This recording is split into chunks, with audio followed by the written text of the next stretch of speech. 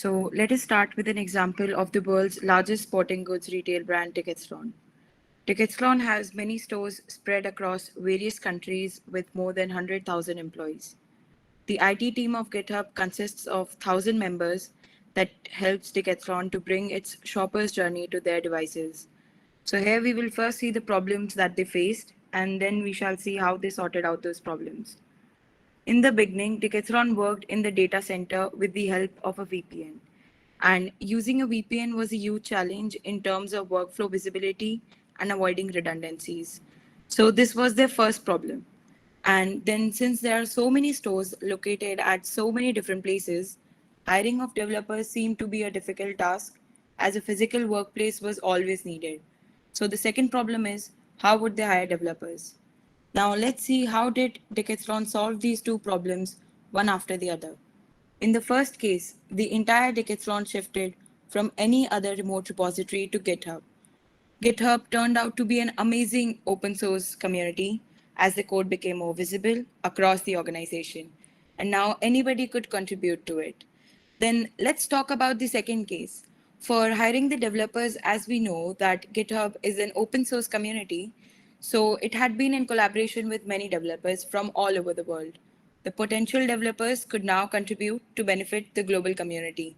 Now the question arises, what made this contribution possible? So the major contribution role was played by the version control system. This was just a single case amongst many others. There are many organizations that have benefited from GitHub. Now that we have realized how GitHub has revolutionized the market, let's start learning more and more about Git and GitHub as we move forth. First, let us have a look at what is a version control system. Well, you can think of a version control as the management system that manages the changes that you make in your project till the end. So, what the version control system does is that every time you make a change in your project, it creates a snapshot of your entire project and saves it. And these snapshots are actually known as different versions. So now if you're having trouble with the word snapshot, just consider that snapshot is actually the entire state of your project at a particular time. So let's see what and how the version control system stores to see that it has detected that something has been modified or something has been created. For now, consider this example. It is storing that index.html was created and then about.html was created and some kind of photo was added into it. And then let's say that after a few days, I changed the entire page layout of the about.html page.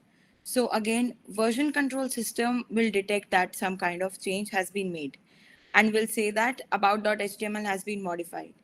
And you can consider all of these three snapshots as different versions. So when I only have my index or HTML web page and I do not have anything else, then then that will be considered as my version 1. And after that, when I added another web page, that will be considered as my version 2. And after I've changed the entire page layout, that will be the version 3. So this is how a version control system stores different versions. We'll see why do we actually need a version control system, because you might be thinking that why should I need a version control when I know what kind of changes I've made, and maybe I'm making these changes just because I'm correcting my project or something. But there are a number of things because of which we need a version control system. So let us take a look at them one by one. So the first thing that a version control system avails us with is collaboration. Now, imagine that there are three developers working on a particular project, and everyone is working in isolation. And if they're working in the same shared folder, then sometimes conflicts might arise when each one of them is trying to modify the same file. So version control system provides you with a shared workspace, and it continuously tells you who has made what kind of changes or what has been changed. So a collaboration is made between all the developers and you can visualize everyone's work properly. And as a result, your project will evolve as a whole from the start and it will save a lot of your time. The next important reason for why we need a version control system is its ability to store all the changes in an organized manner. We often manually save different versions of our project with hilarious naming schemes, and sometimes it can get very confusing. But now when you have a version control system, you don't have to worry about any of that. It always acknowledges that there is only one project. So when you're working on your project, there is only one version on your disk, and everything else, all the changes that you have made in the past, are neatly packed inside the version control system. And if you want, you can always go back to a previous one. So the next reason is that version control system provides us with a backup. Now, the diagram that is being displayed here is actually the layout of a typical distributed version control system. Here you have got your central server where all the project files are located.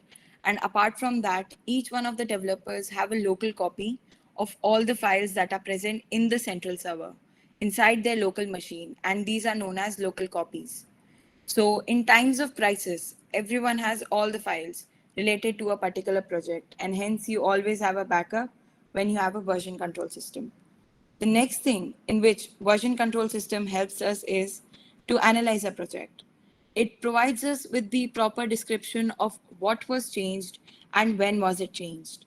You can also see the entire timeline and you can make your analysis report in a very easy way because it will provide you with all the data that is present there.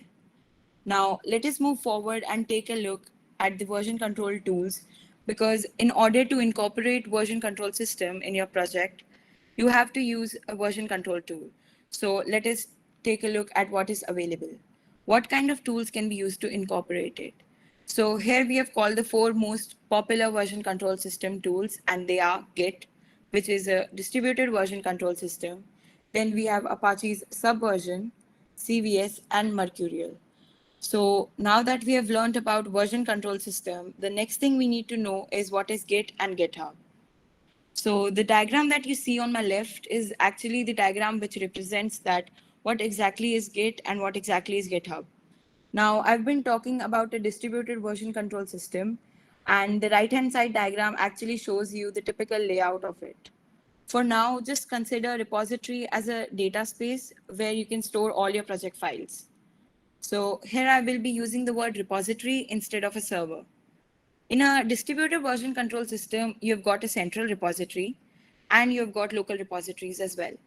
And each one of the developers at first make the changes in their local repository. And after that, they push those changes or transfer those changes into the central repository. And also, they update their local repositories with all the new files that are pushed into the central repository by an operation called pull. So this is how they fetch data from central repository. And now if you see the diagram again on the left, you know that GitHub is going to be my central repository and Git is the tool that is going to allow me to create my local repositories. I know it can get a little bit confusing, but don't worry, we will demonstrate the whole process soon. So now let me exactly tell you what is GitHub. People actually get confused between Git and GitHub. They think that it's kind of the same thing. Maybe it's because they sound very alike, but it is actually very different. Well, Git is a version control tool that will allow you to perform all these kinds of operations to fetch data from the central server and to just push all your local files into the central server. So this is what Git will allow you to do. It is just a version control management tool, whereas GitHub is a code hosting platform for version control collaboration. So GitHub is just a company that allows you to host your central repository in a remote server. If you want me to explain it in easy words, you can consider GitHub as a social network, which is very much similar to Facebook. Like the only difference is that this is a social network for the developers, whereas in Facebook, you're sharing all your photos or videos. What the developers do in GitHub is that they share their code and projects for everyone to see. Every project on GitHub has its own repository and its unique URL. GitHub makes Git easier to use in two ways. First, if you download the GitHub software to your computer, it provides you with a visual interface to help you manage your version control projects locally. Second, creating an account on github.com brings your version control projects to the web and ties in social network features for good measure. You can browse other GitHub users' projects and even download copies for yourself to alter and learn from. Other users can do the same with your public projects and can even spot errors and suggest fixes. Either way, no data is lost because Git saves a snapshot of every change. Let's now have a look at the features of GitHub, and they are easy project management, increased safety with packages, effective team management, improved code writing, increased code safety, and easy code hosting. So earlier we mentioned about how the open source community of GitHub helped Decathlon in hiring of new developers. So now let us talk about what is open source and how it is related to GitHub. GitHub has in recent years become the world's biggest collection of open source software. Open source is a term that originally referred to open source software. It is a code that is designed to be publicly accessible. Anyone can see, modify, and distribute the code as they see fit. It is developed in a decentralized and collaborative way, relying on peer review and community production. It is often cheaper and more flexible. So now that we have talked about what is a version control system, what is Git and GitHub, and what is meant by an open source software, let us move on to some terms often used while using GitHub. First is command line. It is the computer program we use to input Git commands. On a Mac, it's called Terminal. On a PC, it's a non-native program that you download when you download Git for the first time. In both the cases, you type text-based commands known as prompts into the screen. Then what is meant by a repository? Now, as GitHub says, it is a directory or storage space where all your projects can live. It can be local to a folder on your computer, like your local repository, or it can be a storage space on GitHub or any other online host, which can be a central repository. And it can keep everything that is related to your project inside a repository. Now, there are two kinds of repositories, and they are called as the central repository and the local repository. And you will come to know about them later during the demonstration. For now, just consider that a central repository is located at a remote server like GitHub, and that local repository is located on your local machine. And the diagram in the middle represents the entire layout. So now let us talk about the Git repository structure. It consists of four parts. First is the working directory. This is your local directory where you make the project or write the code and make changes to it. Then there is a staging area. This is an area where you first need to put your project before committing. This is used for code review by other team members. Then there is your local repository where you commit changes to the project before pushing them to the central repository on GitHub. Then comes the central repository. This is the main project on the central server, a copy of which is with every team member as local repository. Now that we know what is a repository, let us learn about some few other terms, like what is meant by commit. This is the command that gives Git its power. When you commit, you are taking a snapshot of your repository at that point in time, giving you a checkpoint to which you can reevaluate or restore your project to any previous state. Then let's talk about what is meant by a branch. How do multiple people work on a project at the same time without Git getting them confused? Usually they branch off of the main project with their own versions full of changes they themselves had made. After they are done, it's time to merge that branch back with the master. That is the main directory of the project. So now that we are aware of the basics of Git and GitHub, I would like to hand over the presentation to Pranav to demonstrate the various commands involved while using Git and GitHub. Over to Pranav.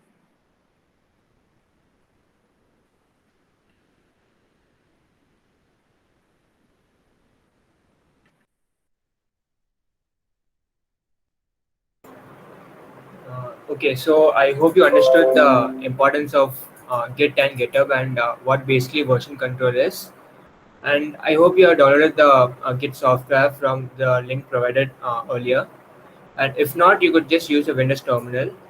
So what you're going to do is, first of all, you could just open your Git bash by right-clicking it, or just you could just search Git bash right here, and you could open Git bash.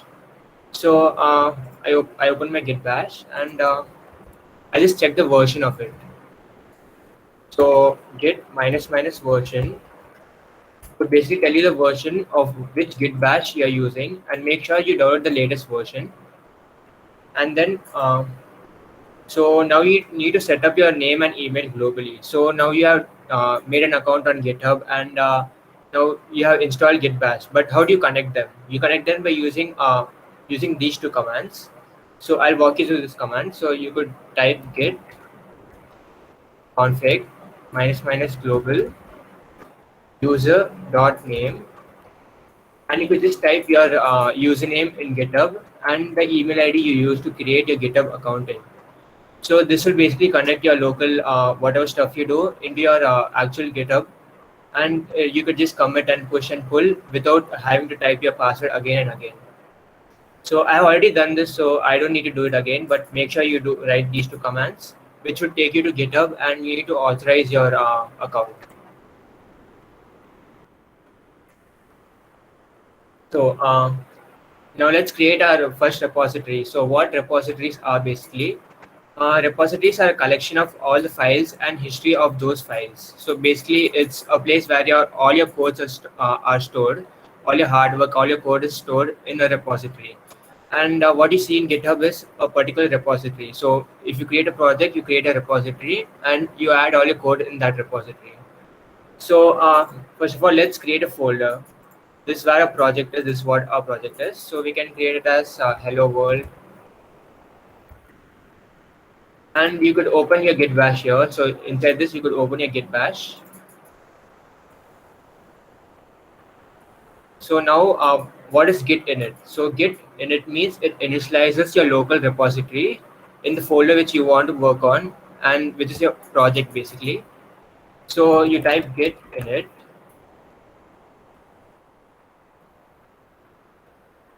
So what this does is it initialized an empty Git repository in this particular path, which is your where your project is stored.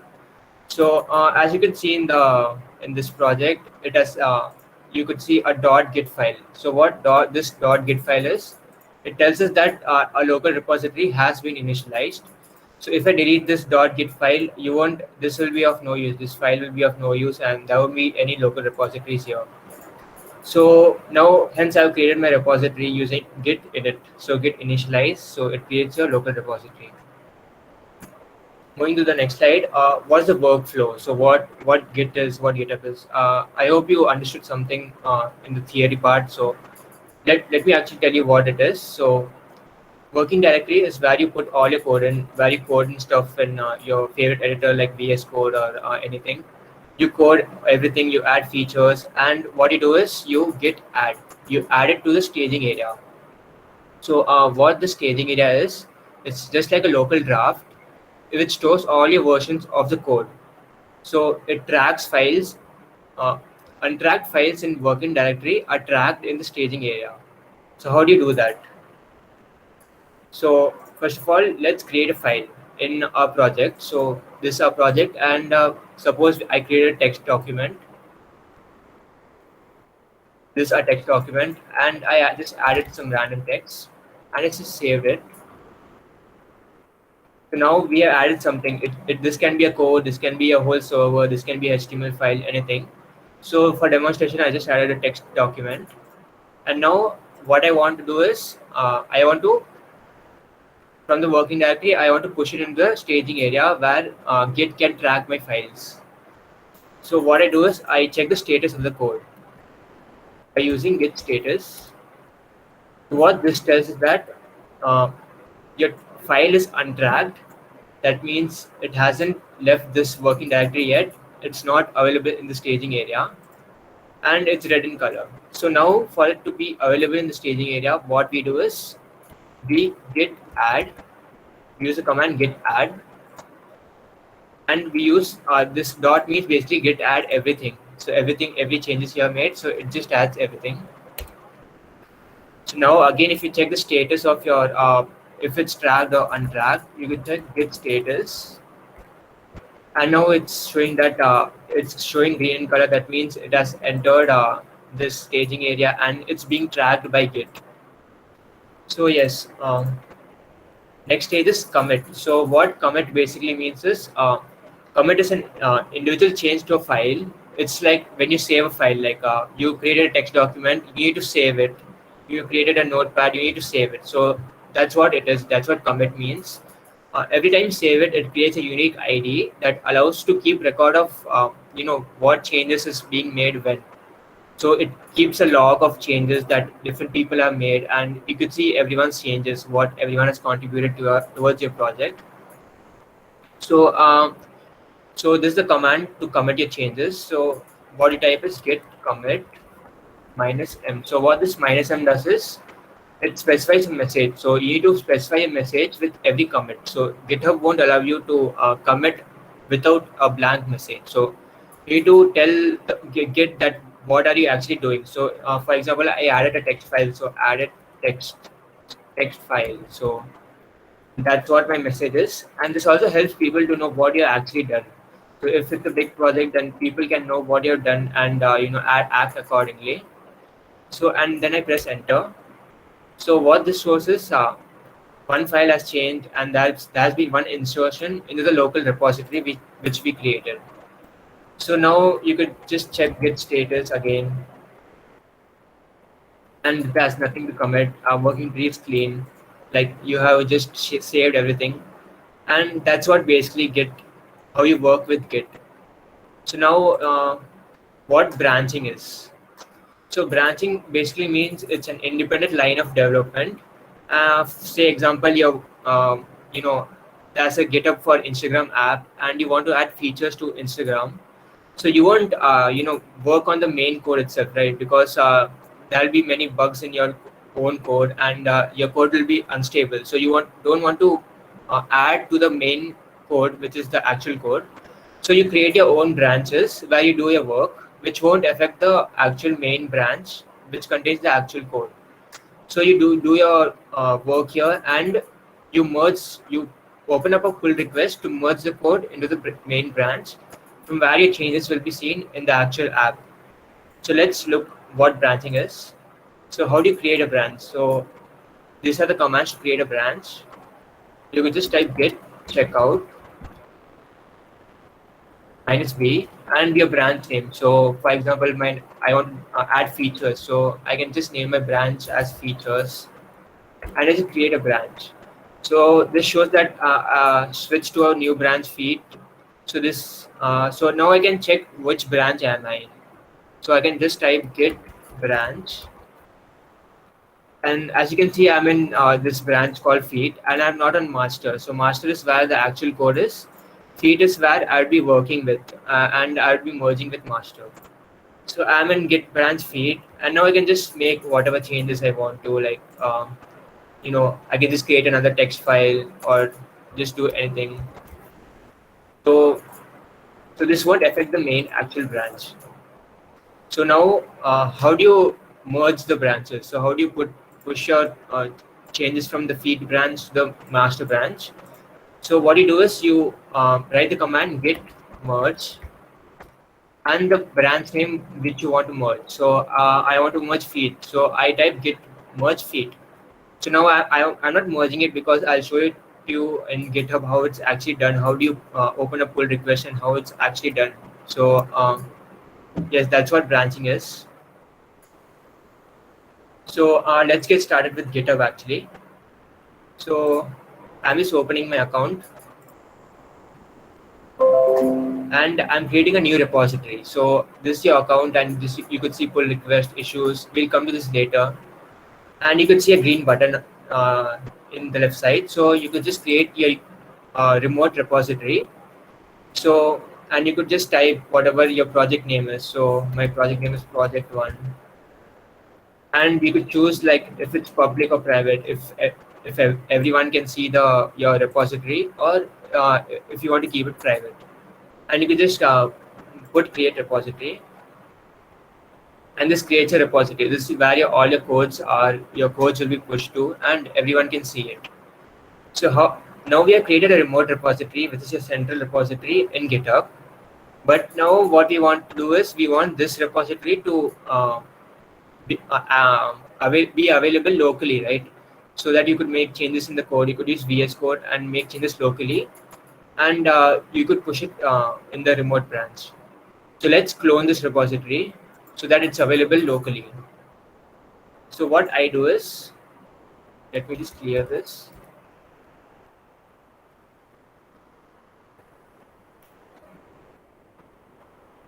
Okay, so let me just create a new file, or I can just do it in my desktop itself. So I can just open my git bash here, and I could just type git clone. So git clone and the address of the remote repository. So git clone and the address. This is my address of the remote repository, which I have it here. So I want this repository locally. So I just type git clone and the address, and you clone into your desktop. So now you can see your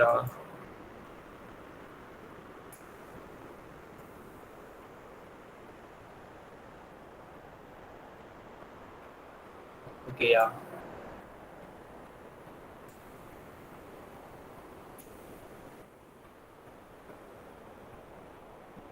It's just there in your desktop somewhere. I can't find it, but you can just go here, and you could just type cd, which is change directory, and the project, the repository name. So what's the repository name here? project1.git.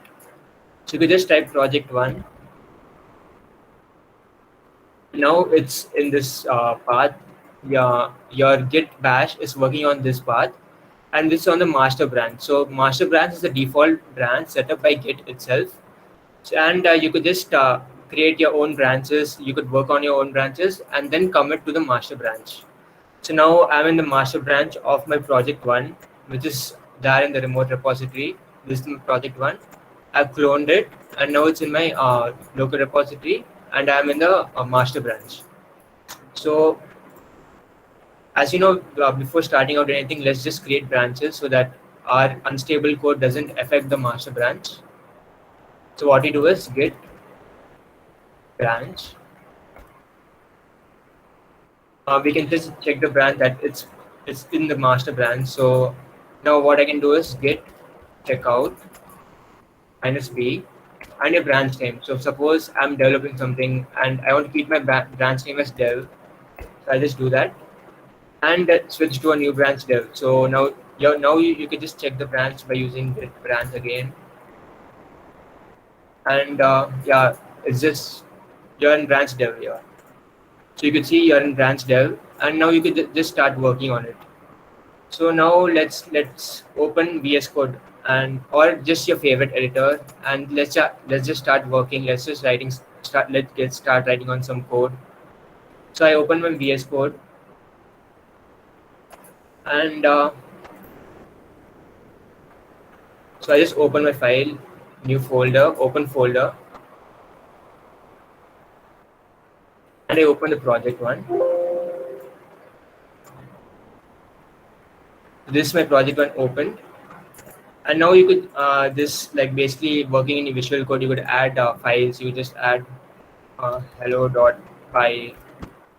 You're working in Python, you could just add some code, or you could just add a README file like readme.md, and you could just write some code down here. So this is the code I wrote. So this is changed locally, right? Nothing has changed here. So if I refresh, nothing has changed here. So I want all of these pieces of code to get onto here and make people, everyone see it. What project I'm working on. So what I do is, so we follow the same steps. We check the status. So what's the status of the code? So git status. So it just tells that you're on branch dev, which I created.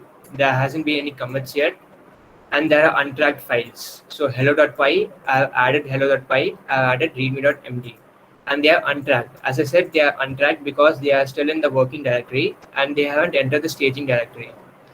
So what you could do is you could just type git status, and we have done that. Okay, you could just type git add dot. So to add your files from the working directory to the staging directory. So git add dot, and now again you could just check your status of your files using git status, and now you can see it's green in color. That means it has been added to the tracking area, and your okay. So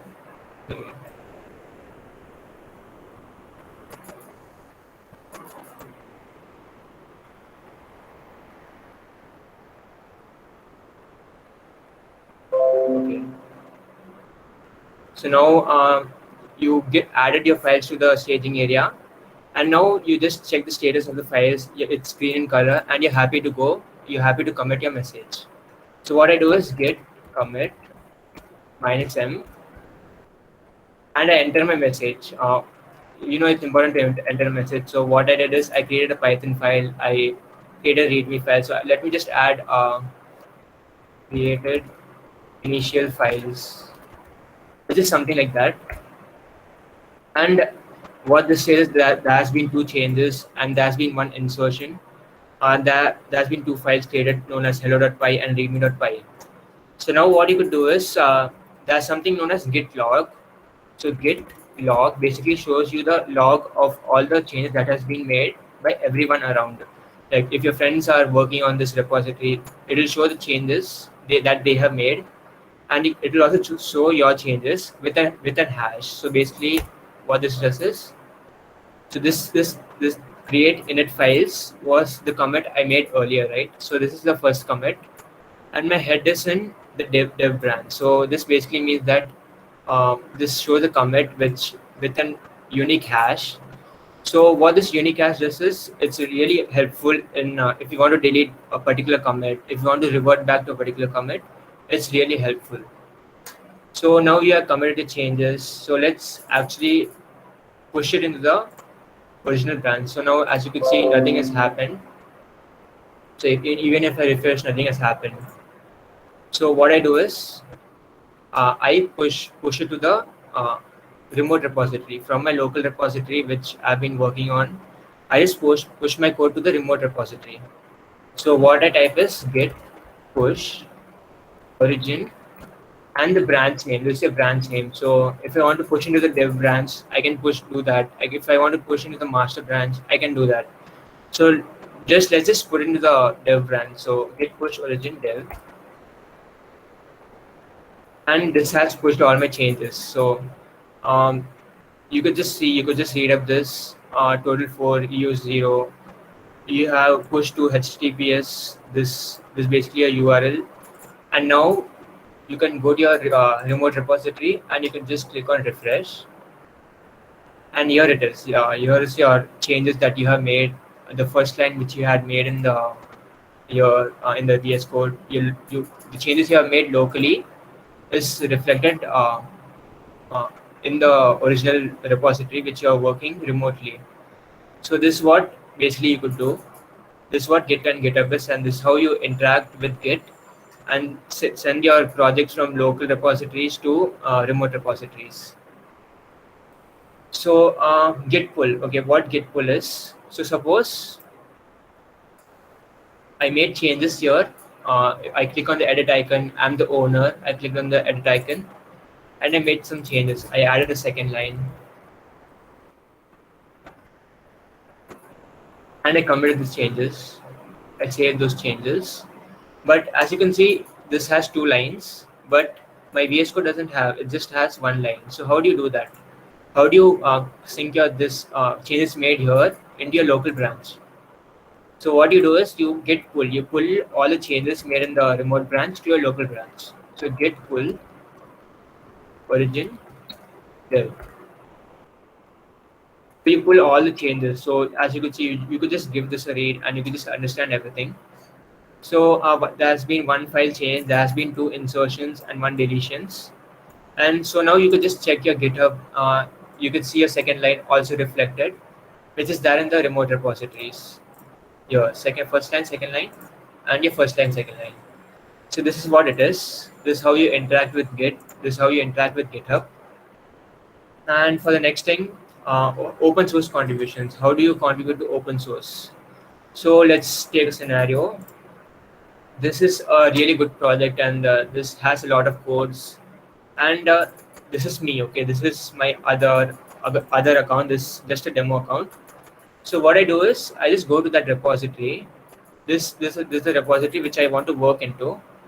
I read all the files, I read all the codes, and I want to make changes to it. I want to contribute to this particular code.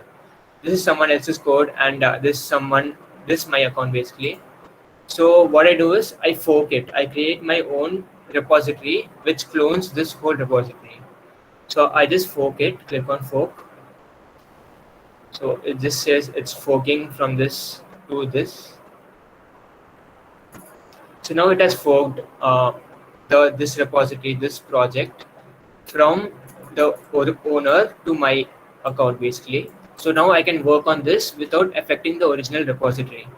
So it has just created a copy of the original repository, and now I can just do anything, and it won't affect the original repository as such. So let's just take a case like where I want to update a README of the original branch. So I just add another line and I commit my changes. So now, as you can see, the changes are reflected here, but it's not reflected here, right? So this is the main branch. I'm the owner, and as a participant, I want to put these changes into the owner's file, into the owner's project. So what I do is I create a pull request. So this is where your pull request comes into play. So pull request and merging, this is where it comes into play. So what pull request is that it requests the owner to accept these changes, to review these changes and accept them and put in the main project so that it's reflected in the open world. So I just create my pull request. It shows that there's been an addition to the original file, and I just create a pull request. Here you could just add a small description of what you have actually done, and you could just leave comments, and you could just do all sort of stuff. So then I just create a pull request. So yeah, you have created a pull request. So now if I this is the original main repository, and now if I click on refresh, I can see there's a pull request here. Someone has created a pull request and someone wants to change something in my project. Someone wants to contribute in my project. So update, this shows what he has actually done, why he has created a pull request. So now you could just see the person who has created a pull request, the person who wants to contribute to this project, and you could just see what he has actually done. So he has added this line basically. So you could just that can be like hundreds and hundreds of lines of codes, and you could just check it here. So yes, you could just see the files changed here. So these are the files changed, and you could just merge it with your original repository. So with this branch, you could just merge the changes this person has made. So if you're satisfied and if you're the owner, you could just merge your pull request, and you could just confirm the merge. And this symbol basically shows that the changes have been merged. And now you could also see a third line now. So this person, the person has contributed to this project basically, and he has added the third line. So now this is the original main branch, and now people can work on it. So this is how open source contribution works. And this is these are some of the highly known famous open source programs like GSOC, GSSOC, and Hacktoberfest, where people contribute to various projects. So yes, that's what it is. And for example, I just go to GoalScript. This is how you basically contribute to a open source project and a CE project. So you can just see like the list of projects which are there, and you can just explore what project it is. So if I go to some random project, so this is the repository basically where all the files are stored, and you can just see like you could just glance through what is what, and you could like go to any codes and you could see what each code does. And if you have any suggestions, you could just fork this. You could create your own branches, and you could just open some pull request to which the owner of this repository would again review your changes, and then he could add these changes to the original code. So yes, this is what open source contribution is, and this is why Git and GitHub is actually important to the developers. And yes, that's what it is. So if you have any doubts, you could just put in the chat box, or you could just open your mic and speak. So yes, thank you.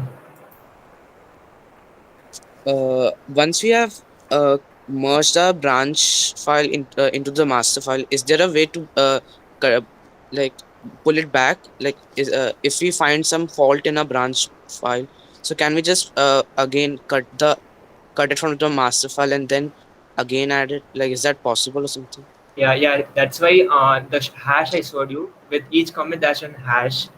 So you can use that hash and you could just type git revert and just paste that hash.